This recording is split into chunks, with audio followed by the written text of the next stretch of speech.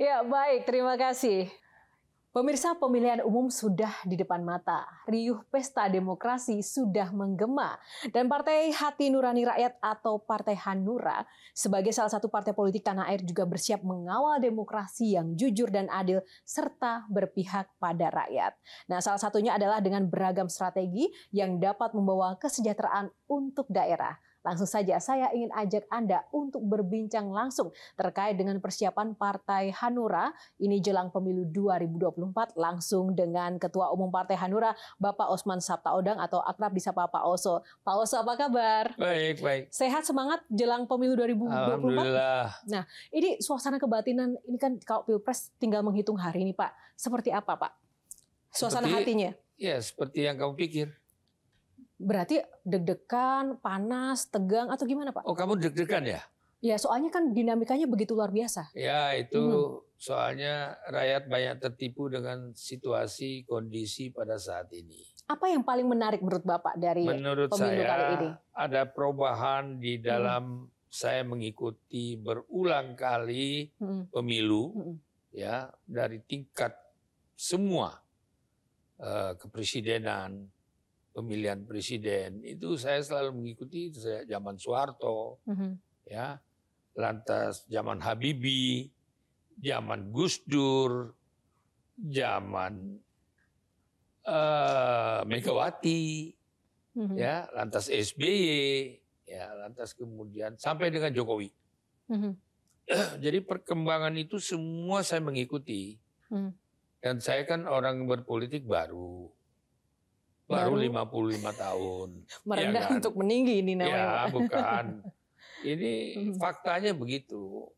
Saya pernah menjadi anggota, ya, fraksi utusan daerah. Dari sebelum menjadi fraksi, dari mulai forum utusan daerah yang dibentuk, sampai kita membentuk fraksi utusan daerah. Dan saya menjadi wakil ketua MPR tahun 2004. Terus kemudian saya terpilih lagi 2014, 2019 menjadi wakil ketua MPR, bahkan merangkap menjadi ketua DPD RI. Itu faktanya pengalaman politik saya dengan melihat situasi perjalanan politik Indonesia dari 99 sampai ke 2024 ini. Jadi dari pengalaman yang luar biasa 55 tahun itu enak zaman siapa, Pak? Yang paling nggak enak pemilunya zaman sekarang ini. Zaman sekarang? Ya. Kenapa, Pak? Apa yang Karena jadi concern Bapak? ada situasi yang mencekam. Ya, orang boleh aja bilang, saya harus jujur kepada rakyat. Saya harus ceritakan, rakyat pusing melihat situasi seperti ini. Padahal beberapa pemilu-pemilu yang lalu udah pernah ada seperti sekarang ini. Kenapa? Karena ada prediksi-prediksi yang dibikin, terutama dalam survei. Survei begitu dominan, ya, seolah-olah survei itu yang menentukan. Padahal yang menentukan bukan survei, suara rakyat. Rakyat yang menentukan nanti pada saat survei itu hanya prediksi. Nah, prediksi itu kan bisa dibayar, bisa juga tidak. Tapi kalau membangun satu prediksi yang seperti ini sekarang, wah, ini tidak menguntungkan bagi bangsa ini. Karena prediksi itu harus membangun keseimbangan. Namanya juga prediksi. Nah, dengan dinamika yang seperti itu, apa strategi Hanura untuk mempersiapkan pemilu 2024 Hanura atau tidak Pilpres akan nanti? berpihak kepada survei. Satu. Kedua, Hanura berpihak kepada rakyat. Dua. Kenapa Hanura berpihak kepada rakyat? Karena rakyat itulah yang menentukan hidupnya. Rakyat itulah yang menilai semua kejadian-kejadian dari awal sampai menjelang pemilu itu sendiri. Ya. Dan rakyat ini sekarang tidak bodoh. Rakyat itu bisa aja bilang, aku milih ini. Kenapa? Karena dia takut, karena dia merasa tertekan, karena pengaruh. Tapi hati nuraninya kan belum tentu. Nah, ini di dalam kotak pemilih itulah yang menentukan dia pilih siapa. Lantas bagaimana cara mengontrolnya? Ya, itu urusannya KPU. Nah, ini bicara soal keberpihakan kepada rakyat yang juga digaungkan oleh Partai Hanura sendiri. Akhir Desember lalu di Cirebon, Jawa Barat, Bapak juga mengatakan bahwa Indonesia akan makmur jika daerah-daerah makmur. Mengapa demikian, Pak? Memangnya menurut Bapak sekarang daerah-daerah belum makmur? Karena saya sejak awal, saya telah menghibahkan diri saya kepada utusan daerah. Dulu nggak ada utusan daerah. Setelah saya berada dengan teman-teman di utusan daerah, itu terbentuk utusan daerah yang namanya Dewan Perwakilan Daerah sekarang ini. Itu saya termasuk membentuknya. Jadi apa? Karena daerah itu memerlukan dukungan. Dukungan untuk menghidupkan potensi daerahnya masing-masing. Sehingga bisa memakmurkan daerahnya. Maka bila mana daerah makmur, baru ada Indonesia makmur. Bukan Jakarta makmur terus Indonesia makmur. Ya, bukan. Jangan Anda salah. Orang boleh bilang hidup di Jakarta hebat, enak, senang. Tapi kita mesti tanya, daerah bagaimana? Nah, selagi pemimpin-pemimpin itu tidak memikirkan tentang kemakmuran daerah, jangan mimpi daerah ini akan makmur. Indonesia makmur. Nah, itu juga yang diinginkan oleh Partai Hanura untuk membangun daerah. Itu artinya tagline-nya itu akan dimulai dari mana, Pak? Sekarang dari luar Jawa dulu atau dari Jawa dulu? Loh, kita mulainya harus bersamaan dari mana saja. Nggak bisa kita mengalokasikan suatu daerah. Contoh ini. Sekarang DKI ini makmur. Apa di sebelah DKI Jawa Barat itu makmur sudah? Saya mau tanya. Belum sepenuhnya. Nah, kalau Anda bilang belum, bagaimana dengan daerah lain yang jauh dari DKI? Lantas tiba-tiba ada daerah lain yang makmur. Loh, kenapa? Kenapa? Harus ada pertanyaan. Jadi harus membangun sistem yang jelas bagaimana mengatur pemerataan pembangunan daerah itu sendiri oleh pemerintah pusat ini. Karena uang itu diatur oleh pemerintah pusat, bukan daerah. Daerah itu ada kepanjangan tangan pemerintah pusat. Yang kasihan, ada daerah-daerah tertentu nggak bisa dibangun karena nggak cocok, karena dikuasai oleh partai A. Wah, itu nggak boleh dibangun. Kalau bangun, partai B yang mengusulkan, nggak benar ini. Pemerataan itu harus ada di kekuasaan seorang presiden yang bisa memerintahkan rakyatnya, ya anggotanya, parlemennya, sampai ke tingkat daerah untuk memakmurkan daerah. Itu yang saya dukung. Lalu bagaimana ketika kalau dengan sistem sekarang itu kan pemerataan dimulai dari luar daerah. Walaupun tadi Bapak menyampaikan bahwa pengembangan bisa dari mana saja. Sekarang dari luar daerah, ibu kota pun juga dipindah ke Kalimantan Timur. Artinya apakah itu juga Bapak sepakat dengan sistem atau strategi seperti itu? Apa saja sistem yang memakmurkan daerah, saya setuju. Yang memakmurkan daerah, saya setuju. Apa saja. Catatannya apa, Pak? Catatannya pemerataan. Pemerataan pembangunan daerah. Jangan ada anak emas daerah yang apalagi yang ada isinya. Maksudnya, Pak?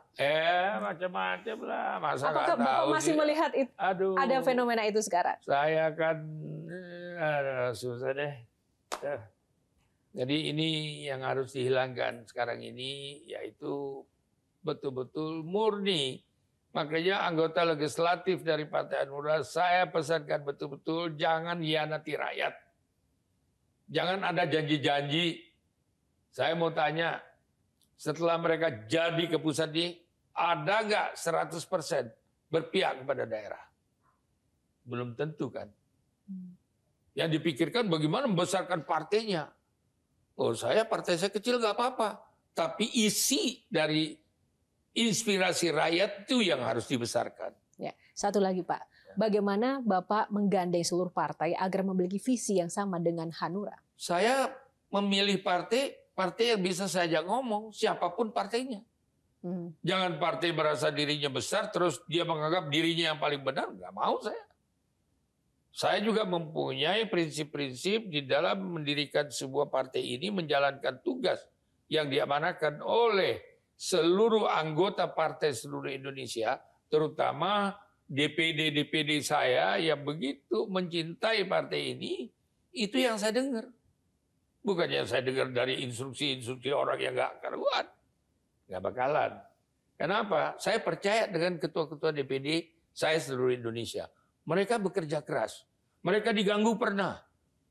Masalah mereka sudah lama diganggu, sudah selesai. Dan mereka tahu mereka punya harga diri. Dan mereka memperjuangkan kepentingan daerahnya masing-masing. Itu yang saya bangga. Baik, terima kasih Pak. Kita akan jeda dulu, jangan diungkap sekarang. Kita akan jeda dulu pemirsa, perbincangan dengan Ketua Umum Partai Hanura masih akan berlanjut sesaat lagi. Tetaplah bersama kami. Ya pemirsa, kembali dengan perbincangan bersama Ketua Umum Partai Hanura Bapak Oso. Pak Oso, tadi kita sudah bicara soal strategi Hanura ini ya kan, untuk merangkul daerah demi menyejahterakan masyarakat di daerah. Nah sekarang seluruh partai politik pun juga concern dengan pemilih muda. Dengan banyak strategi yang juga sudah dilakukan untuk menggrab mereka. Karena menurut data KPU ini ada 56% lebih ya, ini pemilih muda. Bagaimana Partai Hanura bersaing untuk sama-sama mencuri perhatian agar para pemilih muda ini minat dengan Hanura dan juga seluruh caleg-calegnya, Pak? Ini pertanyaan bagus. Anda tahu nggak, banyak generasi muda yang tidak tahu tentang sejarah yang lalu. Terutama 5 tahun sekarang, sejak 5 tahun yang lalu.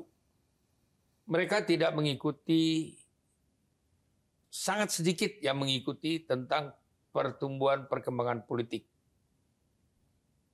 Jadi mereka banyak yang karena milenial dalam menyuguhkan tentang kemenangan partai politik, itu dia akan memilih sesuai dengan hati nuraninya.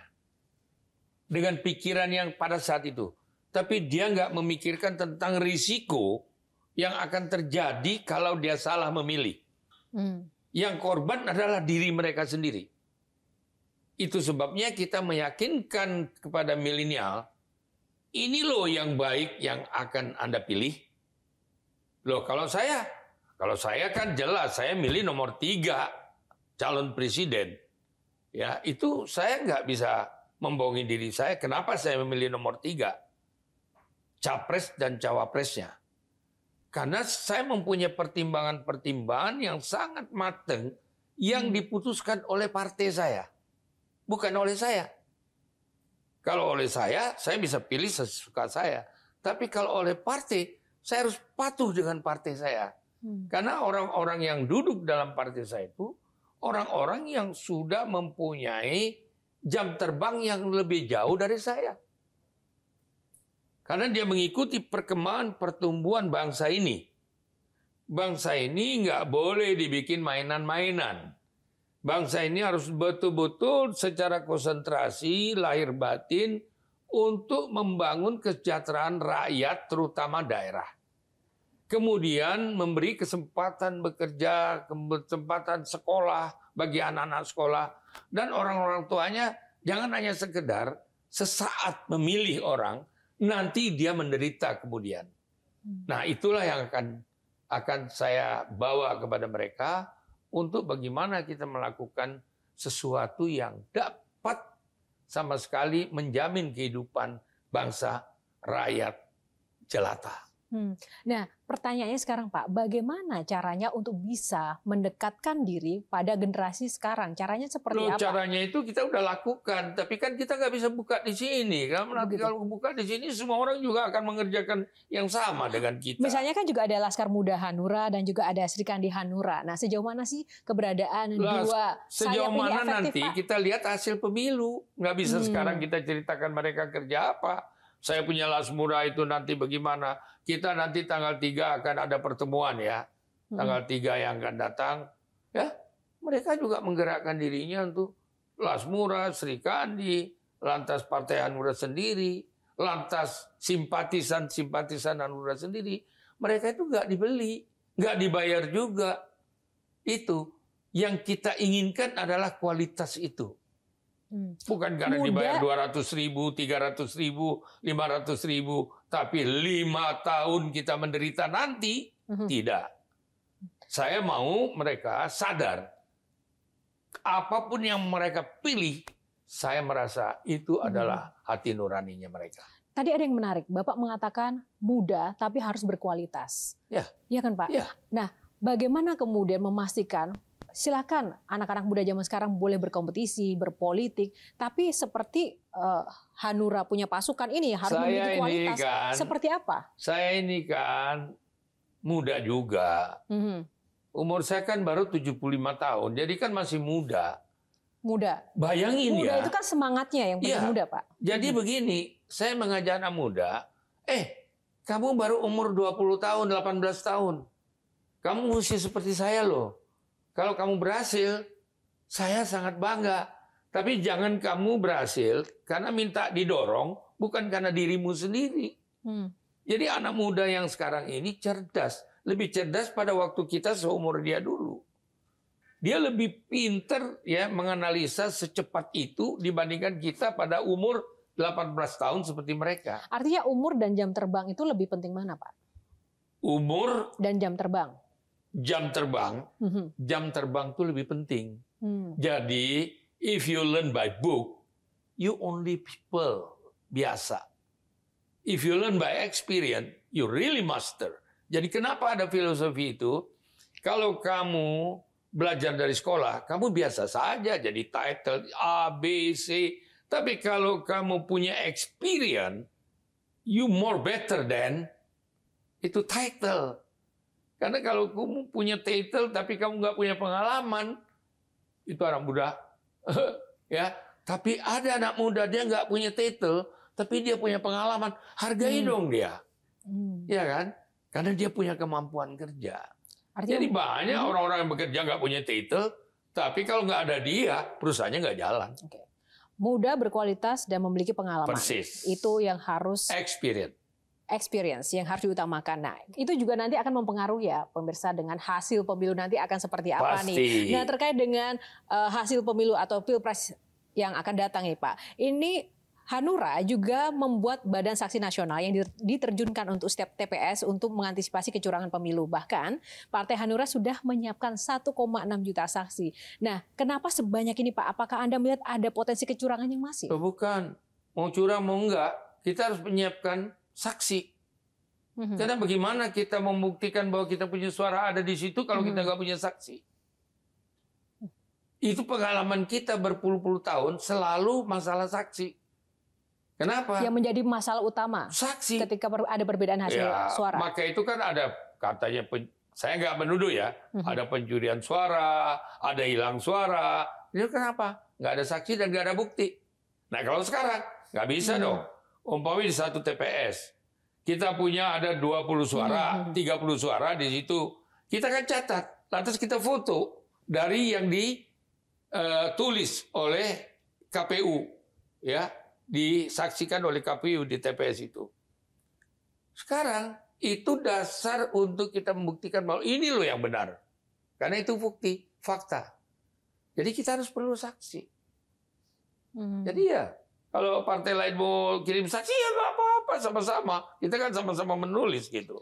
Ada nggak sih Pak mungkin kekhawatiran terkait dengan mungkin dengan sistem penghitungan suara atau perkembangan teknologi dan alat-alat, yaitu bisa saja nanti menjadi salah satu penghambat mungkin suara partai-partai tertentu bisa aja berkurang. Ada nggak antisipasinya menghadapi semua bisa terjadi, semua bisa terjadi, tapi kita nggak mau itu terjadi. Itu sebabnya kita taruh saksi. Saksi kita harus ada. 1,6 juta tuh nggak sedikit loh. Ya, kita mewajibkan kader-kader kita melakukan hal ini untuk menjaga ya kemungkinan-kemungkinan yang akan terjadi. Jadi itu termasuk kita mengawasi juga semua, KPU kita awasi, Bawaslu juga kita awasi, ya kan? Kita sendiri kita awasi.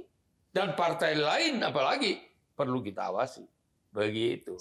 Dan mereka juga melakukan hal itu boleh-boleh saja. Sah saja. Gitu. Baik. Memang Pilpres 2024 ini sangat menarik. Tidak hanya masalah nanti kemudian hari H pemilihan atau pemungutan suaranya pemirsa, tapi menjelang Pilpres atau pemilu itu sendiri, yaitu debatnya juga kemarin pun dan bahkan yang akan datang juga sangat menarik perhatian. Nah, kita mau mengulas lebih dalam lagi bersama Pak Oso, namun seusai jeda. Tetaplah bersama kami. Ya, kembali dengan perbincangan bersama Ketua Umum Hanura Pak Oso. Pak Oso, kita lanjutkan karena ini menarik sekali Pak. Pilpres kali ini benar-benar penuh dengan dinamika. Kalau dulu kita punya dua pasangan paslon ya di 2019. Nah sekarang ada 3. Menurut Bapak seperti apa ini Pak dinamikanya? Lebih seru atau mungkin seperti apa? Karena kalau dulu itu masyarakat sangat terbelah, terkotak-kotakan. Ya, kalau sekarang seperti apa? Dua itu ya udah jelas. Tapi kalau ini kan 3, kan belum jelas kalau 3. Yang mana yang masuk, ya kan? Kalau saya sebagai pendukung partai yang mendukung calon nomor 3, saya bilang 1 putaran. Saya bilang, ya kan? Bahwa orang lain dia bilang dia 1 putaran, ya nggak apa-apa. Artinya menurut Bapak sendiri ini akan jadi 1 putaran atau 2 putaran? Secara ya bisa 1 putaran, bisa 2 putaran, tergantung pemilih nanti, bukan kita. Kita kan hanya prediksi. Semuanya mau merasa hebat, merasa punya duit, punya tenaga, punya segala macam. Tapi semua itu rakyat. Dia terima duit, belum tentu dia tusuk yang ngasih duit itu. Mungkin. Rakyat kadang-kadang semakin hari semakin pintar. Dan rakyat ini sekarang tahu saya. Yang mana, aduh, saya cuma 55 tahun di politik ini ya mungkin saya bodoh lah ya. Kalau nggak bisa menilai bagaimana pikiran rakyat begitu. Jadi kalau saya lihat, ya rakyat semakin cerdas. Ambil aja duitnya ngasih, tapi pilih hati nurani yuk. Begitu aja saya. Nah, tapi sudah ada komunikasikah dengan partai-partai lain untuk mempersiapkan apakah ini akan 1 putaran atau nanti 2 putaran? Sudah ada saya komunikasi? Nggak perlu 1 putaran, 2 putaran. Yang saya perlukan adalah saya menang dalam bertarung. Itu. Karena selama ini sejak dari zaman Soeharto sampai ke zaman Jokowi ini saya menang. Apa Pak yang membuat optimisme itu sebegitu besar? Amunisi apa sih Pak yang benar-benar Karena semakin hari rakyat kita semakin pintar. Rakyat kita bukan semakin hari semakin bodoh. Pertama, rakyat kita tidak mau melihat pemimpin yang berkhianat kepada sesuatu. Kedua, dia tidak mau melihat sesuatu korupsi yang makin lama makin besar. Ya kan? Saya kan nggak pernah korupsi dan nggak pernah mengerti tentang korupsi. Itu hidup saya. Dan rakyat tahu saya mau korupsi apa. Saya nggak pernah menjabat di pemerintah. Ya nggak mungkin saya korupsi. Di MPR, DPD RI, saya mau korupsi apa? Ya kan? Malah saya yang keluar duit, bukan? Tapi kenikmatan ada tersendiri tentang apa arti berpihak kepada daerah dan rakyat. Itu yang lebih penting dalam hidup saya. Spesifik Pak, pengkhianatan seperti apa sih yang Bapak maksud? Karena kan ada pengkhianatan sistem atau mungkin di lingkungan politik. Tapi kalau di lingkungan politik kan memang sudah hal yang wajar ketika mungkin orang berbeda partai, pindah partai itu apakah bisa disebut? Kalau orang pindah partai itu sah-sah aja. Sah-sah aja kan? Orang itu kan bisa menghitung, wah kalau gue ikut partai ini nggak cocok dengan hati saya. Lantas kemudian dia melihat sistemnya jelas-jelas ini bertentangan dengan jiwa saya. Boleh saja. Tapi kalau dia pindah partai karena mencari keuntungan pribadinya, wah ini manusia biadab. Iya kan? Bukankah politik itu semuanya karena kepentingan, Pak? Loh, kepentingan sih kepentingan, tapi jangan lupa, Anda kan waktu kampanye, Anda kan semua mempunyai komitmen kepada rakyat yang Anda ajak untuk mendukung Anda. Selama kepentingan rakyat itu nggak ada masalah. Tapi kalau kepentingan personal itu yang masalah. Ya udah pastilah. Kalau kepentingan pribadi tapi Anda didukung oleh rakyat. Rakyat daerah lagi. Jadi makanya seorang pemimpin harus berpihak kepada daerah. Sebab kalau daerah nggak dukung Anda nggak jadi pemimpin. Terus bagaimana komitmennya kepada daerah? Itu sebabnya saya sampai detik ini. Saya masuk politik karena akan berpihak kepada daerah. Dan menjadi utusan daerah, ya kan? Nah, komitmen saya sampai sekarang itu berpegang kepada daerah. Jadi daerah makmur, masyarakat di daerah bangga, masyarakat daerah menjadi pemimpin di daerahnya dan di tingkat nasional, saya bangga. Tapi jangan terus sudah jadi pemimpin lupa dengan tempat asal usulnya, ya itu jangan dong. Gitu. Nah, nilai visi misi dari para calon pemimpin ini kan kemarin juga terlihat dari debat yang sudah berlangsung baik capres maupun juga cawapres. Apakah Bapak melihat dari debat-debat yang berlangsung ini misi dan juga vision terkait dengan daerah ini sudah sangat menonjol diperhatikan oleh mereka? Iya, saya terus terang saja ya. Kalau saya nanti menilai kurang tepat ya. Tapi udahlah, apa yang sudah terjadi itu mekanisme aturan yang dibikin oleh KPU.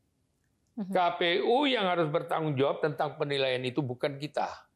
Kenapa? Kita menyuarakan juga belum tentu didengar rakyat. Tapi kalau KPU sebagai wasit yang menyuarakan tentang hal itu baru berkualitas. Berani nggak KPU menyuarakan tentang siapa yang pantas menjadi pemimpin? Ya kan? KPU tidak boleh mengumumkan itu. Kenapa? Karena dia sedang bertarung. Diberi penilaian itu kepada masyarakat untuk memilih. Nah, kalau masyarakat itu memilih, saya yakin kita akan menang. Gitu. Dari sisi kontennya, Pak, apa yang mungkin kurang ditonjolkan dari topik-topik debat yang sudah berlangsung dan ingin mungkin Bapak, kalau boleh Bapak memberikan saran, ini harusnya lebih ditonjolkan seperti Sebagian besar adalah pertanyaan. Pertanyaan yang telah disusun oleh KPU itu, yang oleh tim yang ditunjuk oleh KPU sendiri nggak tahu kan pertanyaannya apa, ya kan? Jadi pertanyaan apa yang dipilih itu kadang-kadang ya ada paslon-paslon calon-calon ini tidak tepat menjawabnya, yang membingungkan seorang intelektual dalam menilai hal-hal yang sesungguhnya. Apa maksud pertanyaan itu? Kedua, rakyat dibawa dengan cara-cara dagelan tentang si calon-calon ini dengan gaya. Itu yang menarik bagi rakyat yang menonton yang nggak mengerti. Nah sekarang kita mau lihat yang nggak mengerti ukurannya atau kita melihat kualitas daripada pertarungan itu sendiri. Kalau saya kualitas. Jadi kualitas pertarungan itu meyakinkan kita untuk memilih siapa. Itu yang benar. Jangan dengan aturan-aturan yang didaglankan di dalam itu yang menarik, yang menjadi terutama milenial ya. Milenial ini kan cara berpikirnya sederhana. Tapi jangan lupa, pulang dia berpikir lagi. Berpikir, oh, gue baru sadar sekarang katanya. Oh, nanti gue pilih yang ini aja.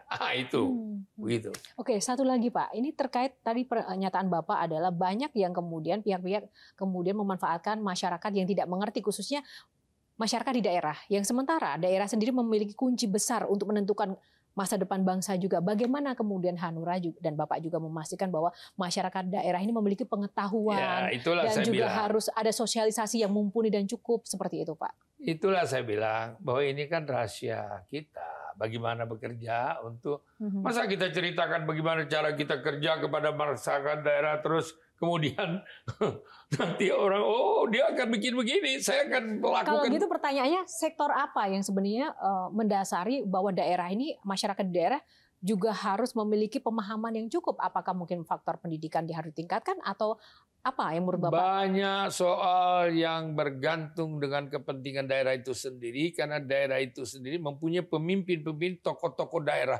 harus dihargai.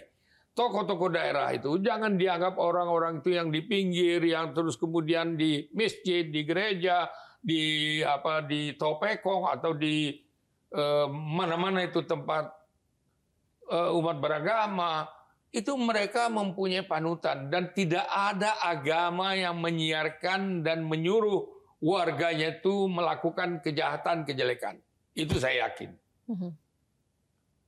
Karena Pancasila yang pertama itu adalah ketuhanan yang Maha Esa. Ketuhanan yang Maha Esa itu adalah merangkum semua umat beragama. Jadi nggak ada sesuatu kekuatan agama ditonjolkan untuk melakukan kepentingan-kepentingan politik. Dan saya yakin bahwa rakyat Indonesia telah matang tentang ini. Sama dengan apa yang dilakukan Nabi Muhammad SAW waktu hijrah dari Mekah ke Madinah. Itu dia kumpulkan semua umat beragama. Bukan hanya Islam. Dia bangun Madinah. Di situ ada Kristen, Katolik, Hindu, Buddha, Quraisy, ya. Semua itu, wah, segala macam itu. Nabi Muhammad mengajak semuanya membangun Madinah. Dan dia satukan semua umat beragama di situ untuk membangun Madinah. Jadi Madinah bukan dibangun oleh umat Islam sendiri. Kalau nggak percaya, buka Al-Quran. Gitu. Baik, kita akan lihat lebih dalam lagi seperti apa langkah seorang Oso juga memantapkan dan membawa Partai Hanura ini untuk mendominasi suara nanti di pemilu 2024. Sesaat lagi kita akan jeda dulu. Tetaplah bersama kami. Ya pemirsa, kembali bersama saya Yohana Margareta dan masih bersama dengan Ketua Umum Partai Hanura Bapak Oso. Pak Oso, kita lanjutkan kembali. Nah ini kita mau ngobrol soal Ganjar Mahfud ini, ya kan, Capres dan Cawapres nomor 3. Nah sejauh mana nih Bapak optimis nomor 3 ini akan benar-benar bisa menguasai seluruh lini kategori suara? Saya mengenal Ganjar bukan sekarang. Dan saya mengenal Mahfud juga bukan sekarang. Ya, saya tahu pribadi mereka berdua. Dan begitu mereka dicalonkan berdua, saya langsung menyatakan dukungan bersama anggota partai saya di seluruh Indonesia. Jadi saya Zoom, ya, saya bicara dengan Ketua DPD seluruh Indonesia. Saya tanya mereka, begitu Ganjar dicalonkan oleh PDIP, semuanya mendukung. Apalagi kemudian dengan Mahfud MD. Dua-duanya saya kenal. Saya kenal. Waktu Ganjar di DPR, saya di DPD. Waktu itu anggota DPD RI, ya, utusan daerah. Masih utusan daerah itu. Nah, terus Mahfud, ya, saya kenal Gus Dur, kenal Mahfud. Mahfud nggak bisa dipisah dengan Gus Dur. Karena zamannya Gus Dur, itu Mahfud diangkat menjadi Menteri Pertahanan.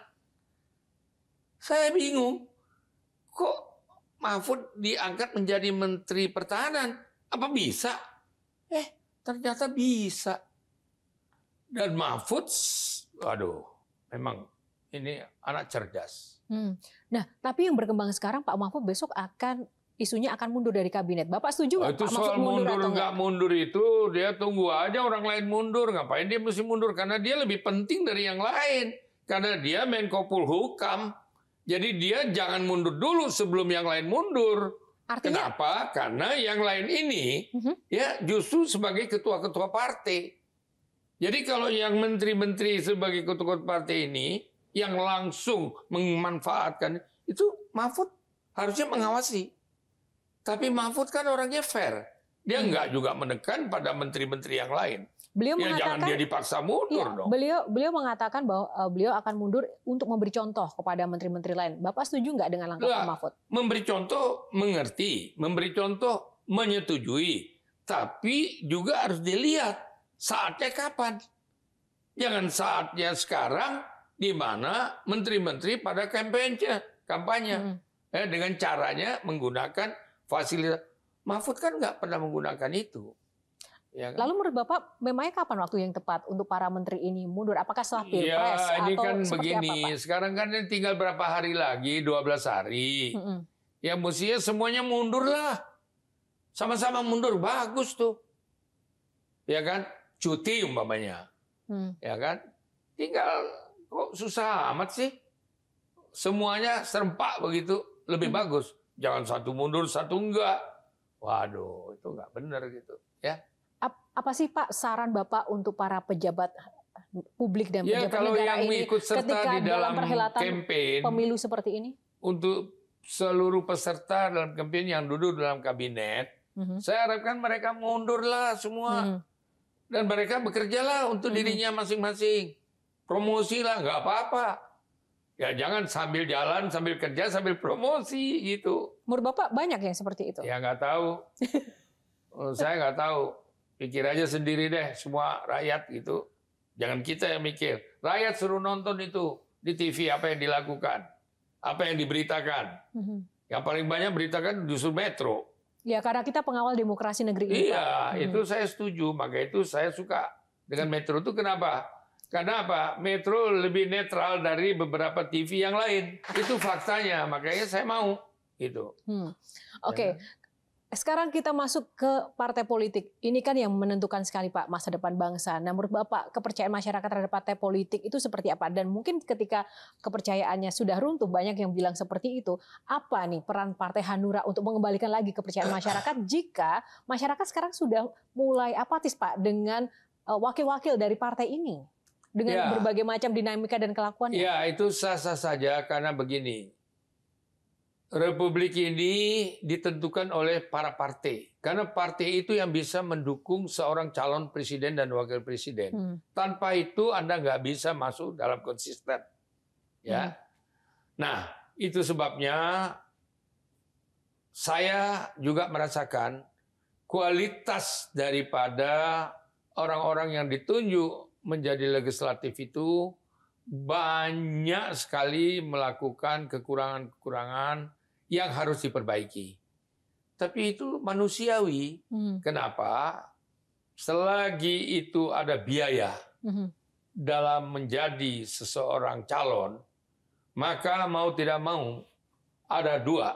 Satu, dia mempunyai kemampuan finansial. Kedua, dia pinjam dari orang lain. Atau dia dibiayai oleh orang lain untuk menjadi seorang yang duduk dalam legislatif.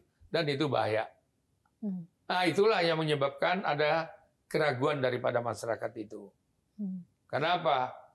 Karena ada hal-hal yang dia harus ganti. Lantas kemudian, mungkin nggak dia bisa mengganti? Mungkin juga tidak cukup dari hasil yang dia dapat. Nah, itu lebih bahaya lagi, menjadi piutang. Nah, kepercayaan selanjutnya juga berdasar dari pemimpin dari partai itu. Misalnya sekarang Hanura, karena ada sosok Pak Oso yang sudah benar-benar seorang politisi senior. Nah, saya mau tanya, Bapak sempat terpikir akan pensiun nggak Pak? Kalau nanti misalnya Bapak terpikir akan pensiun, bagaimana nasib regenerasi dari Partai Hanura Pak? Oh enggak, kita kan punya kader. Kader itu saya nggak patean itu untuk seumur hidup di ketua partai. Saya harus punya kader yang bisa saya angkat. Bukan turunan saya, enggak. Bukan turunan Bapak? Anak saya tidak ada yang di partai saya. Ya, enggak boleh. Bahkan yang di partai lain saya suruh keluar. Dulu anak saya wakil ketua umum partai. Saya suruh keluar. Kenapa? Jangan sampai you nanti bertarung dalam keluarga, saya bertarung juga dalam keluarga. Kan konflik jadinya. Konflik of interest. Saya dengan anak, mana mau saya. Terus saya minta dia untuk keluar. Keluar dia. Sementara itu Bapak